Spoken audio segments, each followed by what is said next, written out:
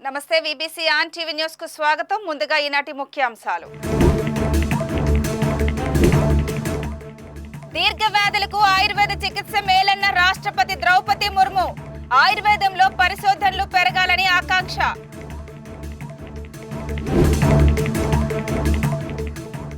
నూతన నేర చట్టాలతో వలస వారసత్వానికి స్వస్తి.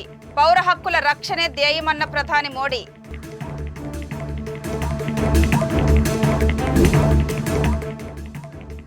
దివ్యాంగుల సాధికారతలో సమగ్ర శిక్ష ముందంజ. పథకాల అమలులో ఉత్తమ రాష్ట్రంగా ఆంధ్రప్రదేశ్.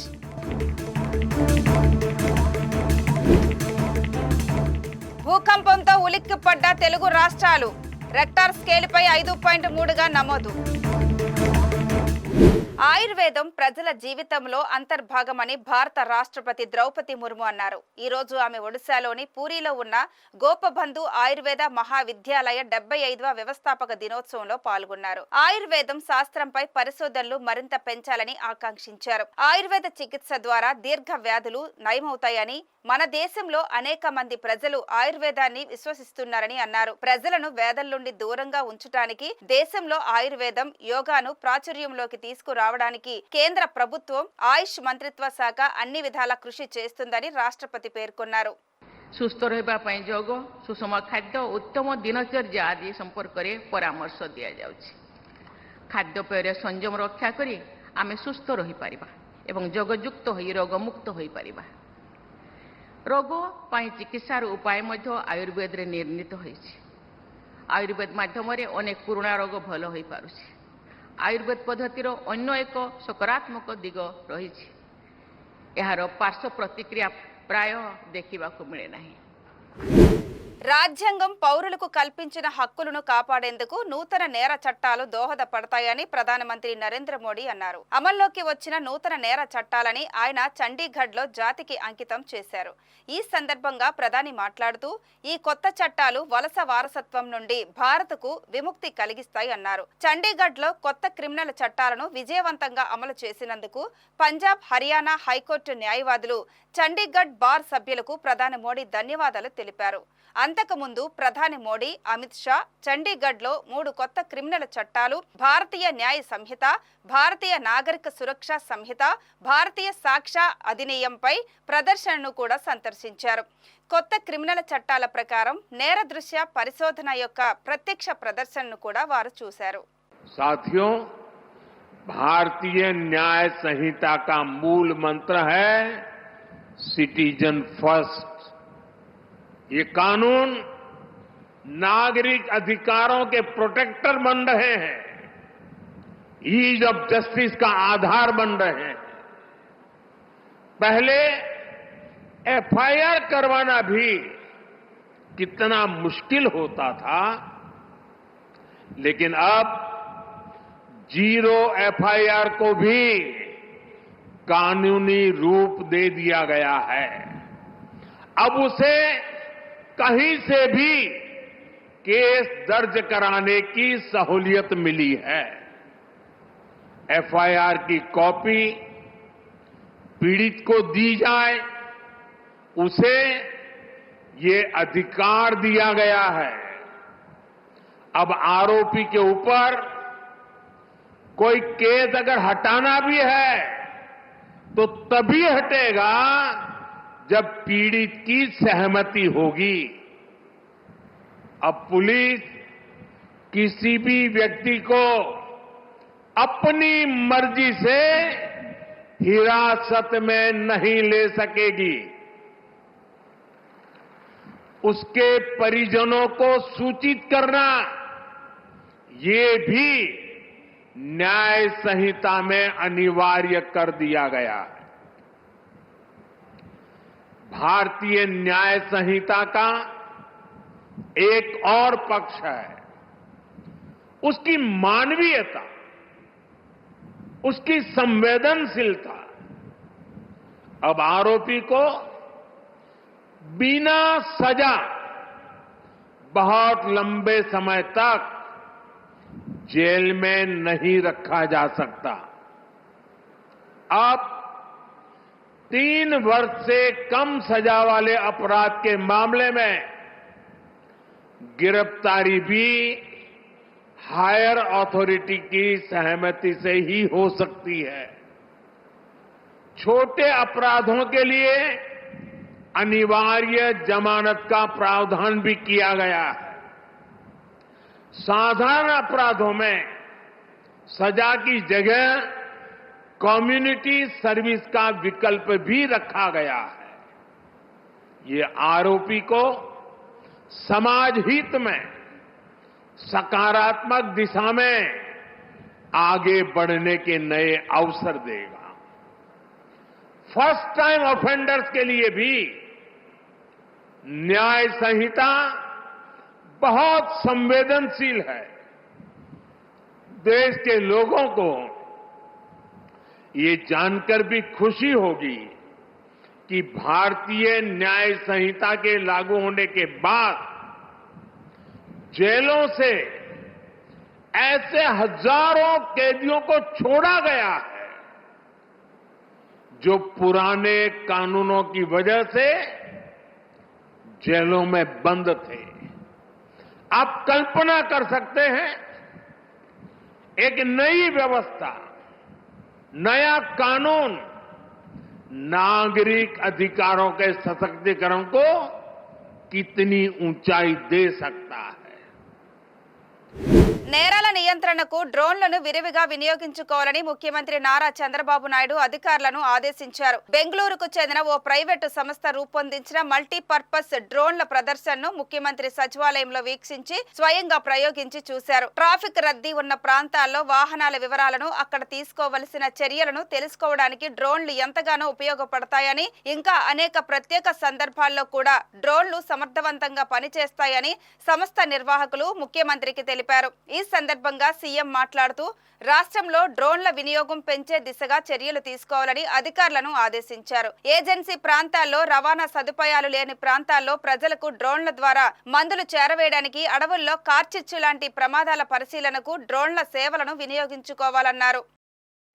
దివ్యాంగుల హక్కుల చట్టం, దివ్యాంగుల కోసం ఇతర పథకాల అమలులో ఉత్తమ రాష్ట్రంగా ఆంధ్రప్రదేశ్ సమగ్ర శిక్షకు జాతీయ స్థాయి పురస్కారం లభించింది. రాష్ట్రపతి ద్రౌపది ముర్ము చేతుల మీదుగా సమగ్ర శిక్ష రాష్ట్ర పథక సంచాలకులు బి శ్రీనివాసరావు పురస్కారాన్ని అందుకున్నారు. ప్రపంచ దివ్యాంగుల దినోత్సవం సందర్భంగా న్యూఢిల్లీలో భారత ప్రభుత్వ సామాజిక న్యాయం, సాధికారత మంత్రిత్వ శాఖ దివ్యాంగ సాధికారత విభాగం ఆధ్వర్యంలో జరిగిన national awards for the empowerment of persons with disabilities 2024 కార్యక్రమంలో ఈ పురస్కారాన్ని అందజేశారు. ఈ పురస్కారాన్ని సాధించడంలో పాఠశాల విద్యాశాఖ, సమగ్ర శిక్ష, దిశానిర్దేశంలో సహిత విద్యాభాగం ప్రముఖ పాత్ర పోషించింది. आज यहाँ पुरस्कार ग्रहण करेंगे Shri B Srinivas Rao, IAS state project director, Samagra Shiksha, Andhra Pradesh.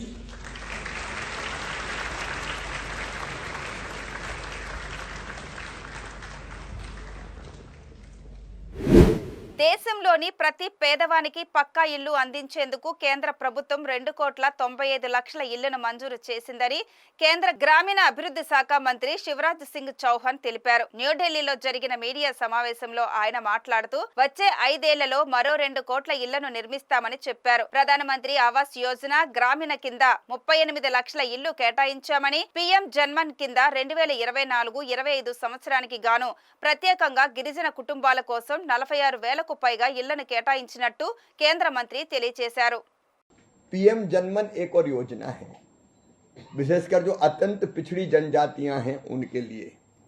जो अत्यंत पिछड़ी जनजातियां हैं उनको पक्का मकान देने के लिए, और उसमें ये तय किया है कि कोई भी परिवार ना छूटे, हर एक को हम पक्का घर देंगे।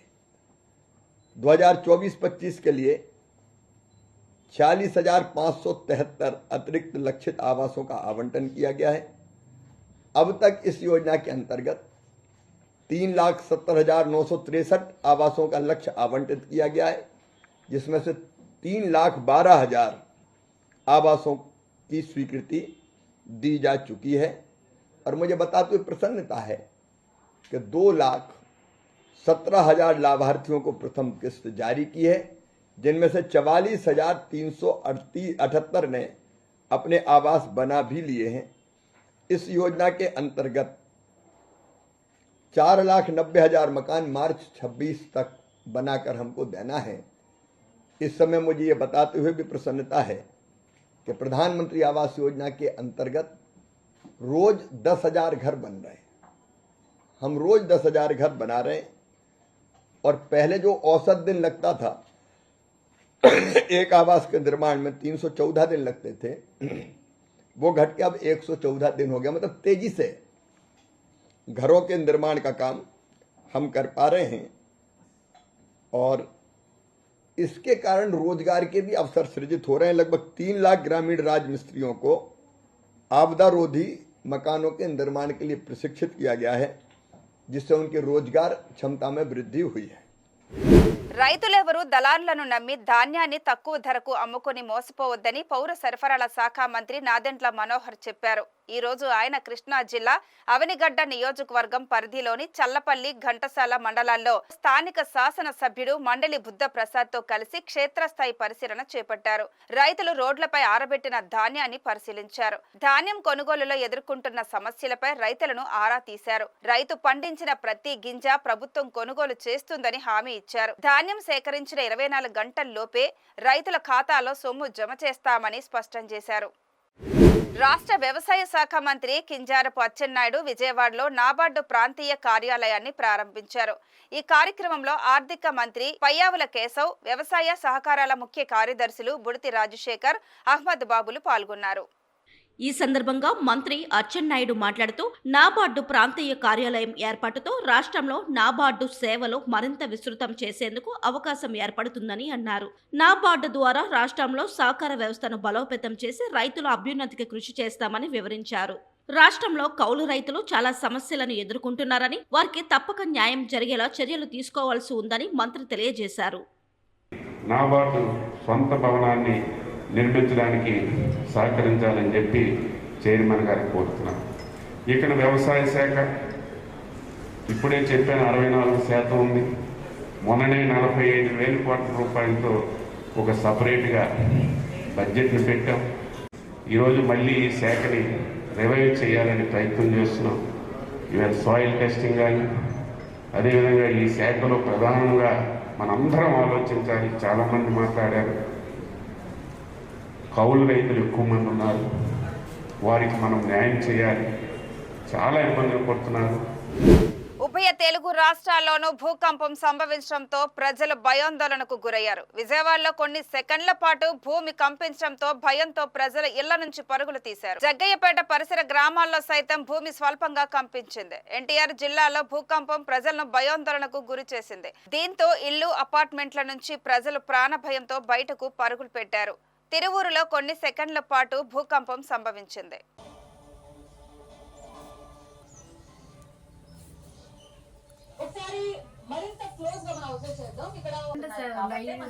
నా పేరు మోదు ప్రసాద్.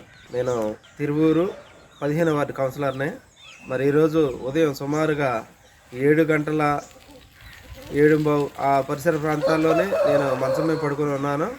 రాత్రి విజయవాడ వెళ్ళొచ్చి కొద్దిగా అంతా ఒళ్ళొప్పులుగా ఉండి పడుకొని ఇంకా కళ్ళు తెరవలేదు. అయితే అకస్మాత్తుగా మంచం ఎవరో ఊపుతున్నట్లుగా అనిపించి నేను కళ్ళు తెరిచి చూసేసరికి మంచం పక్కన ఎవరు కూడా లేరు. అటు ఇటు చూసి అసలు నాకు కొద్దిసేపు అయోమయం అయిపోయి నేను బయటకు ఉరికొచ్చాను. బయటకు వచ్చిన తర్వాత కొద్దిసేపటికి నాకు ముస్లిం బజారు కూడా అక్కడ నుంచి ఫోన్లు వచ్చి ఇట్లా మాకు భూకంపం వచ్చిందని చెప్పారు. అప్పుడు నాకు కన్ఫర్మ్ అయింది.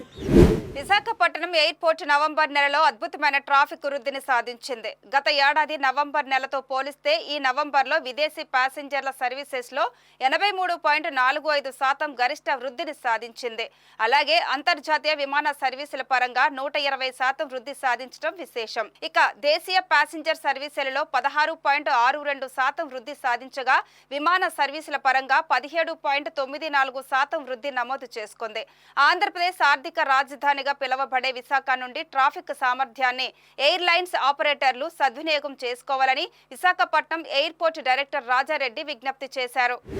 తెలంగాణ రాష్ట్రంలోని ములుగు జిల్లాలో వచ్చిన భూకంపం రెక్టర్ స్కేలుపై 5.3గా నమోదైంది. గతంలో ఈ ప్రాంతంలో వచ్చిన వాటన్నిటికన్నా దీని తీవ్రత అధికమేనని భూభౌతిక శాస్త్రవేత్త డాక్టర్ కేఎస్ఆర్ మూర్తి చెబుతున్నారు. భూకంపాలు వచ్చే ప్రదేశాలను ఫాల్ట్ జోన్లుగా గుర్తిస్తారని, ములుగులో వచ్చిన భూకంపం కూడా అదే కోవకు చెందిందని పేర్కొన్నారు. భూమి అంతర్భాగంలో ఉండే పలకల్లో ఏర్పడ్డ కదలికల వల్ల ఏడాదికి 1 నుంచి 2 సెంటీమీటర్ల ఉపరితల భాగం ఉత్తర దిశగా కదులుతుందంటున్న డాక్టర్ కేఎస్ఆర్ మూర్తితో మా విశాఖ ప్రతినిధి మూర్తి ఫేస్ టు ఫేస్. 2 తెలుగు రాష్ట్రాలు ఉదయం ఒక్కసారిగా ఉలిక్కిపడ్డాయి.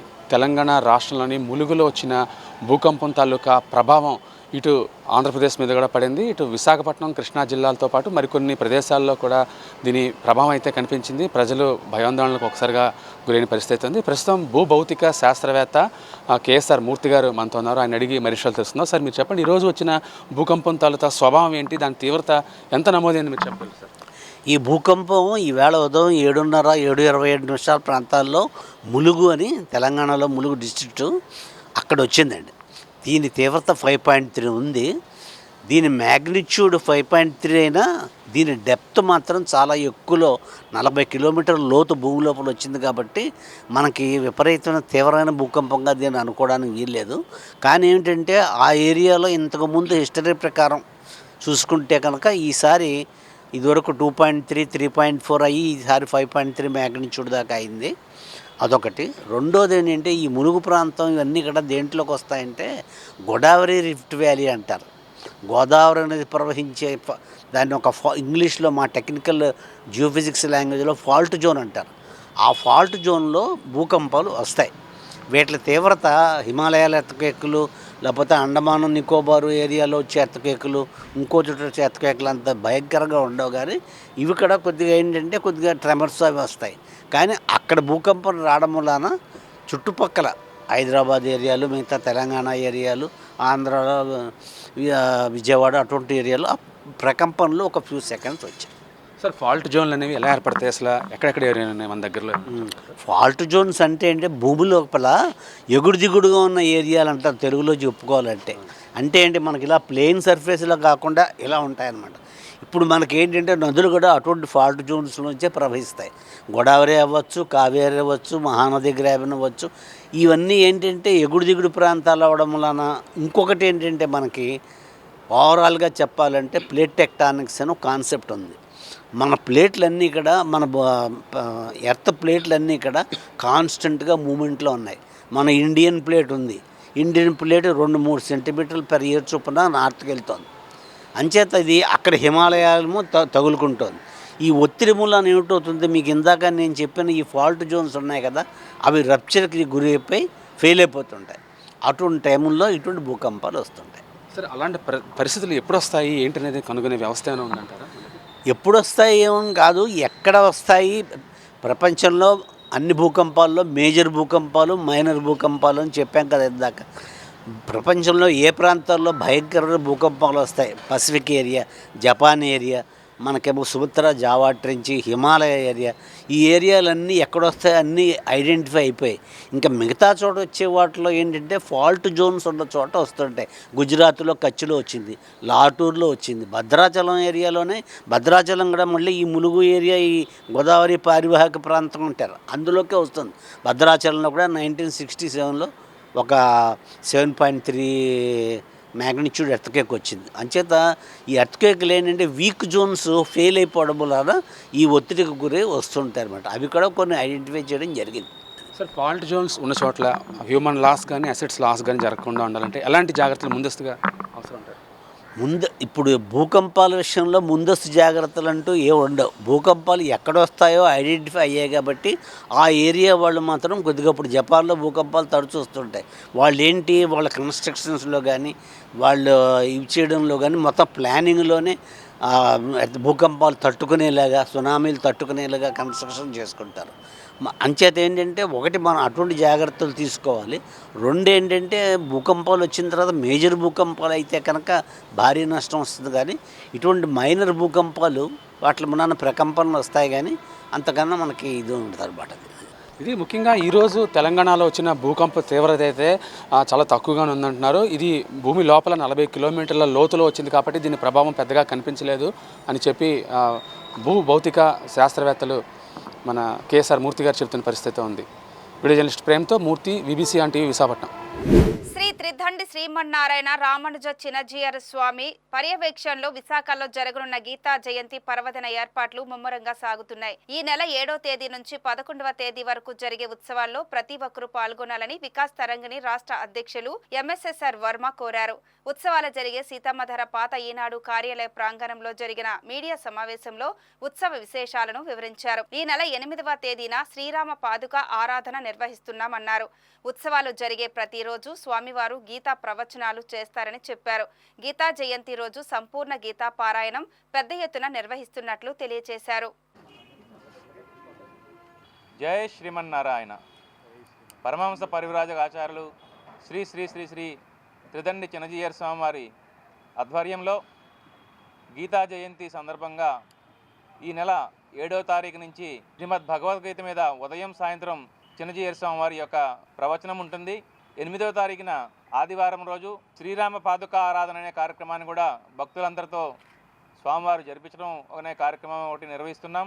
11వ తారీఖు ముఖ్యంగా గీతా జయంతి సందర్భంగా సామూహికంగా భక్తులందరితో శ్రీమద్ భగవద్గీత పారాయణం 18 అధ్యాయాలని స్వామివారు అందరితో కలిసి చేసే కార్యక్రమాన్ని కూడా ఇక్కడ నిర్వహించడం జరుగుతుంది. ఈ కార్యక్రమాలన్నీ కూడా భగవద్భక్తులు అందరూ పాల్గొని ఆ శ్రీకృష్ణ పరమాత్ముడిని మరియు స్వామివారి యొక్క మంగళాశాసనాలను పొందగలరని ఆశిస్తున్నాం. వారిజ వికాస తరంగిణి సంయుక్తంగా నిర్వహిస్తున్నటువంటి ఈ కార్యక్రమంలో గీతామృత ప్రవచన కార్యక్రమాలు ఇక్కడ జరుగుతున్నాయి. స్వామివారు ఈ 5 రోజుల కార్యక్రమాన్ని మనకి ఇక్కడ అందించడం జరిగింది.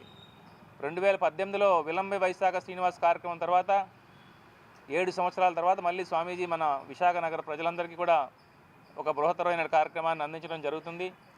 ఈ కార్యక్రమంలో అందరూ పాల్గొని స్వామివారి యొక్క మంగళాశాసనం శ్రీకృష్ణ భగవానుడి యొక్క ఆశీస్సులు పొందాలని, అలాగే 8వ తారీఖు శ్రీరామ పాదుక ఆరాధనలో పాల్గొని స్వామివారి చేతుల మీదుగా రామ పాదుకలను అందుకునే భాగ్యాన్ని మనందరం పొందుదాం.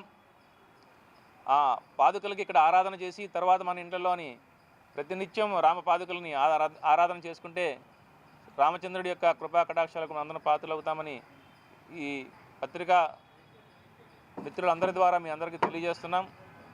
జై శ్రీమన్నారాయణ.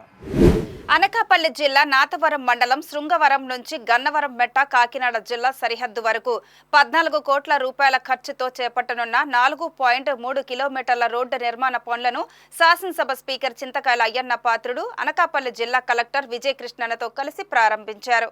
ఈ సందర్భంగా అయ్యన్న పాత్రుడు మాట్లాడుతూ 5 నెలల పరిపాలనలో నియోజకవర్గ అభివృద్ధికి 78.67 లక్షల రూపాయలు, నాతవరం మండలానికి 21 కోట్ల రూపాయలు నిధులు మంజూరు చేశామన్నారు. ఎన్నికల వరకు పార్టీలకు అతీతంగా అభివృద్ధి కోసం అందరూ కలిసికట్టుగా పనిచేయాలని పిలుపునిచ్చారు. ఈ నెల 8న జరగనున్న నీటి సంఘాల ఎన్నికల్లో గెలిస్తేనే అభివృద్ధి పనులు మరింత ఘనంగా జరుగుతాయని చెప్పారు. ఈ కార్యక్రమంలో ఆర్డీఓ, స్థానిక టీడీపీ నాయకులు, బీజేపీ నాయకులు పాల్గొన్నారు.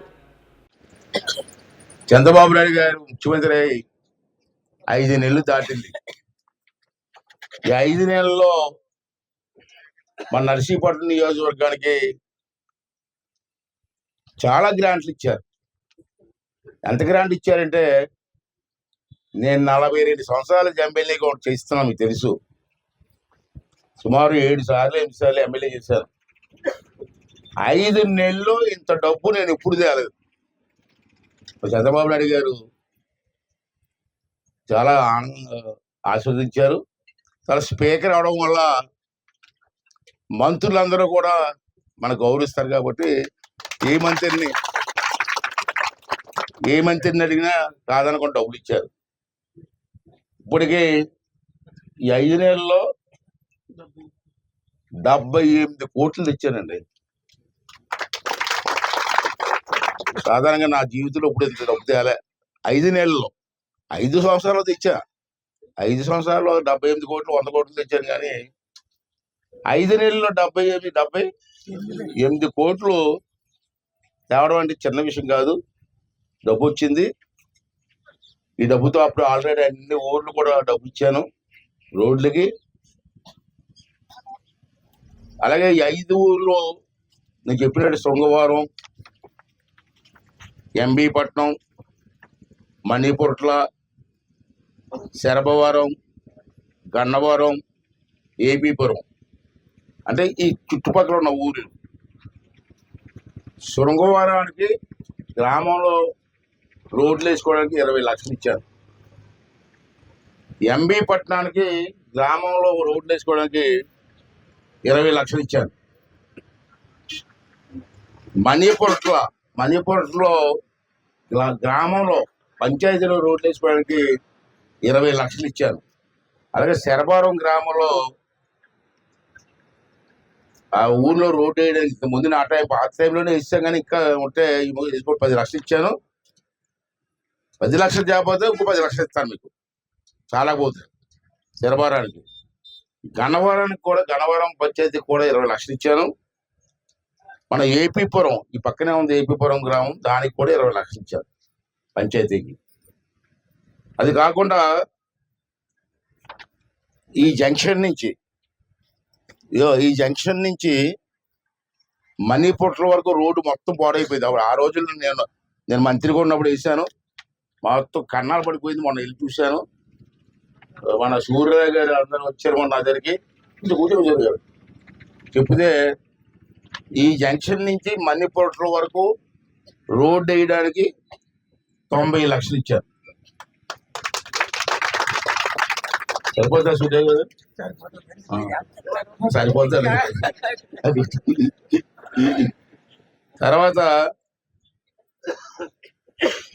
వైబీ అగ్రహారం రోడ్డు జంక్షన్ నుంచి వైబీ అగ్రహారం ఊరు నుంచి ఉప్పరగూడు నుంచి కాకరాపల్లి, అల్లిపూడి వెళ్ళి రోడ్డు ఉంది కదా, ఆ రోడ్డుకి కల్పిస్తూ రోడ్డు వేయడానికి 1,40 లక్షలు ఇచ్చారు.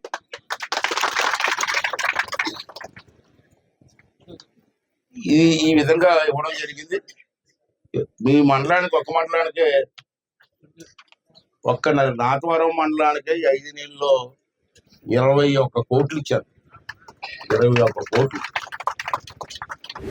తిరుచనూరు శ్రీ పద్మావతి అమ్మవారి కార్తీక బ్రహ్మోత్సవాల్లో 6వ రోజు రాత్రి అమ్మవారు శ్రీవారి బంగారు పాదాలు ధరించి గరుడ వాహనంపై భక్తులకు దర్శనమిచ్చారు. అశ్వాలు, వృషభాలు గజరాజుల ముందు కదులుతుండగా మంగళ వాయిద్యాలు, భక్తుల కోలాటాల నడుమ ఆలయ 4 మాడవీధుల్లో రాత్రి 7 గంటలకు అమ్మవారి గరుడ వాహన సేవ ప్రారంభమైంది. భక్తులు అడుగడుగున కర్పూర హారతులు సమర్పించి అమ్మవారిని సేవించుకున్నారు.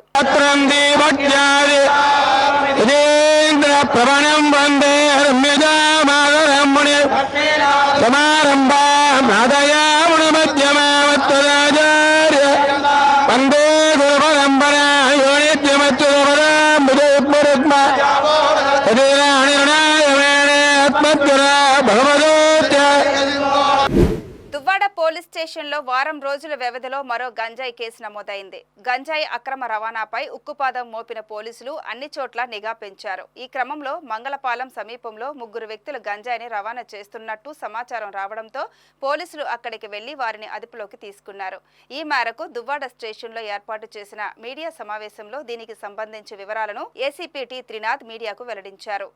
ఈ సందర్భంగా ఏసీపీ మాట్లాడుతూ నర్సీపట్నంకి చెందిన పూడి శ్రీనివాస్, గుమ్మడి ఉపేంద్ర, కసింకోటకు చెందిన సరిపల్లి రామకృష్ణలు గంజాయి ప్యాకెట్లతో బైక్ పై వెళ్తుండగా పట్టుకున్నామని తెలిపారు. నిందితులను అదుపులోకి తీసుకుని వారి వద్ద 40 కిలోల బరువున్న 20 గంజాయి ప్యాకెట్లను, పల్సర్ బైక్, 2 సెల్ ఫోన్లను స్వాధీనం చేసుకున్నట్లు తెలిపారు. నగర పోలీస్ కమిషనర్ శంకబ్రత బాగ్చి ఆదేశాల మేరకు సౌత్ సబ్ డివిజన్ పరిధిలో నిఘాను పెంచామని చెప్పారు. గంజాయికి సంబంధించి ఎటువంటి సమాచారమైనా పోలీసులకు తెలియపరిచితే వారికి ప్రోత్సాహకాలు ఇస్తామని, సమాచారం ఇచ్చిన వ్యక్తుల వివరాలు గోప్యంగా ఉంచుతామని తెలిపారు.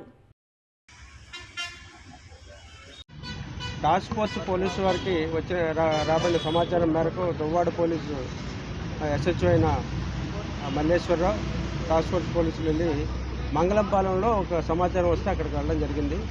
ఎంతో ఇద్దరు ఈ గంజాయి ప్యాకెట్స్తో వస్తుంటే పట్టుకోవడం జరిగింది. దాంతోపాటు ఇంకొక వ్యక్తి కూడా దూరంలో ఉన్నాడు, ఆయన కూడా క్యాచ్ చేయడం జరిగింది. చూస్తే 20 గంజాయి ప్యాకెట్లు, అంటే 40 కేజీలు గంజాయి దొరికింది.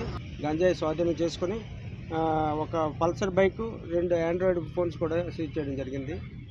దీనిలో గవర్నమెంట్ ఏంటంటే, స్టేట్ గవర్నమెంట్ గంజాయి రాష్ట్రంలో ఉండకూడదని ఒక నిర్ణయానికి రావడం జరిగింది. దాని మీద ప్రభుత్వ ఆదేశాల మేరకు సిపి సార్ ఇచ్చిన ఉత్తర్వుల ప్రకారం ఈరోజు మొన్న ఈవినింగ్ ఈ గంజాయిని అలాగే ఆ మనుషుల అదుపులో తీసుకున్నాం, వాళ్ళని సెంట్రల్ జైలుకి పంపడం జరిగింది.